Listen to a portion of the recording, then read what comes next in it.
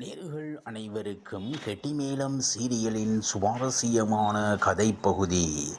இன்று சீரியலில் நடந்தது என்ன, நாளை சீரியலில் நடக்கப் போவது என்ன?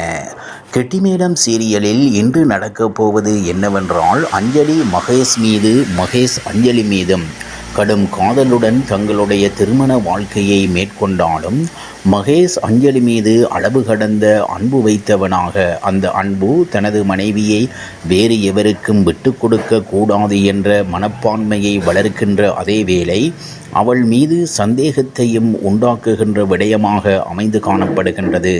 இதனடிப்படையில் இன்று ஒரு நாள் நான் என் அக்காவோட தூங்கவா என்று அஞ்சலி மகேஷிடம் அனுமதி கேட்க, அவள் பதட்டப்பட்டவளாக காணப்படுவதுடன், நீ என்னை விட்டுவிட்டு தூங்குவதா என வியப்புடன் கேட்கிறான். அஞ்சலியை தடவியவனாக, நான் உன்னுடைய எந்த ஆசைக்கும் குறுக்க வரவே மாட்டேன் என கூறுவதுடன், அஞ்சலி என்னங்க, நான் சொன்னதை நினைத்து உங்களுக்கு ஏதாவது ஃபீலாக உள்ளதா என கேட்க, அதற்கு மகேஷ், இல்லை, நீ என்னுடன் தூங்காமல் இருப்பது எனக்கு ரொம்ப ஃபீலாக இருக்கிறது. இன்று நைட் பூரா தூங்காமலே இருக்க போறேன், நான் இன்று நைட் பூரா நடக்கவே போறேன் என கூறுகின்றான்.